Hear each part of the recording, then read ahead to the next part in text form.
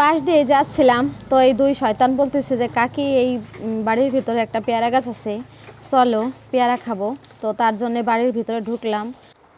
ভিতরে যখন এসেই পড়ছি, তো আপনাদের সাথে কিছু কথা শেয়ার করি। এই যে যে বিল্ডিংটা দেখতেছেন, এই বিল্ডিংটা পুরোই আমার শ্বশুরদের জায়গার উপরে, কিন্তু এই বিল্ডিংটা আমাদের না।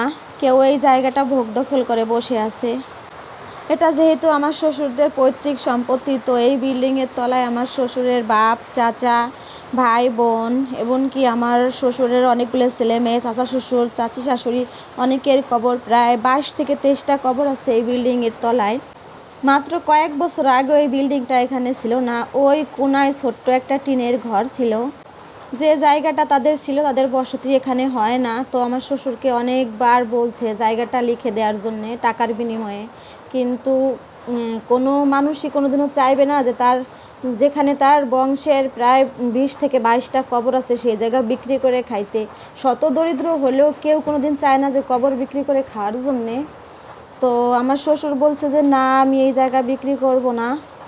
তারপরে তারা আস্তে আস্তে জায়গাটা দখল করে নেয় এবং এইখানেই বিশাল আকার বিল্ডিংটি তৈরি করে। আমার শ্বশুরের ক্ষমতা ছিল কম, প্লাস লোকজনও কম ছিল। তাদের ক্ষমতা ছিল অনেক বেশি, লোকজন অনেক ছিল, লাঠি ছিল অনেক, তাই আমার শ্বশুর ভাই কিছু বলতে পারে নাই। অথচ এই লোকটা কিন্তু আমার শ্বশুরেরই চাচাতো ভাই, তারপরেও কিছু বলার মতো তার ছিল না, কারণ আমার শ্বশুর খুবই ভীতু লোক। আমার শ্বশুরকে মাঝে মাঝে কান্না করতে দেখতাম এই কবরের উপরে এত অত্যাচার দেখে। সে কান্না করতো আর বলতো, হে আল্লাহ, তোমার কি বিচার নাই? আমরা তো না জেনে না বুঝে আল্লাহ তাআলার সাথে অনেক সময় শিরক করে ফেলি। আমরা তো মানুষ, তাই আমাদের ধৈর্য একটু কম।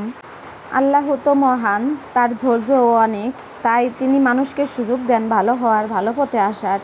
যখন তার ধৈর্যের বাঁধ ভেঙে যায়, তখন তিনি অবশ্যই মানুষের বিচার করেন এবং এই দুনিয়ার উপরেই করেন। তার প্রমাণ হচ্ছে এই বাড়ির মালিক। এই বাড়ি কত সুন্দর করে না এই মালিক সাজিয়েছিল, কিন্তু দেখেন মাত্র কয়েক বছরের ব্যবধানে বাড়িতে বসত করতে পারতেছি না। নিজেদের বংশের লোকের সাথেই ঝগড়া জঞ্জাল করে, মারামারি করে, কেস কালেকশন করে তারপরে এই বাড়ি ঘর ভাঙচুর হয়েছে, যার কারণে এই বাড়িতে তারা থাকতেই পারে নাই। বর্তমানে এই বাড়িতে কিছু শিয়াল, কুকুর আর কিছু গাঁজাখোরের বসবাস। দেখতেই বুঝতে পারতেছেন এই বাড়িতে না আছে একটা দরজা, না আছে একটা জানালা, এমনকি কারেন্টের যে তারগুলা তাও চুরি করে নিয়ে বিক্রি করে খাই ফেলছে গাঁজাখোর কিছু মানুষ।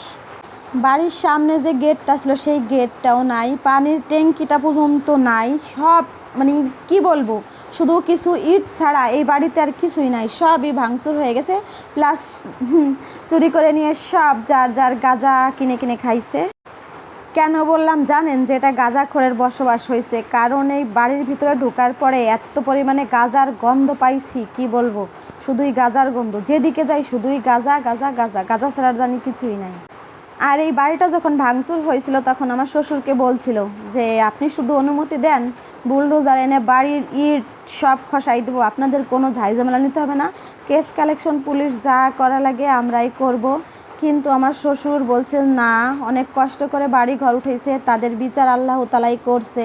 আমি আর এত বড় পাপের বোঝা মাথায় নিতে চাই না, কারণ আমার শ্বশুর খুবই সহজ সরল একজন মানুষ, যার কারণে তাদের বলা সত্ত্বেও বাড়িটা ভাঙচুর করে নাই। শুধু যে এই জায়গাটা তা নয়, আমার শ্বশুরের আরও কিছু জায়গা কিছু লোকের দখলে আছে। এখানে 1 শতাংশ জায়গার দাম প্রায় 3.5-4 লাখ টাকা।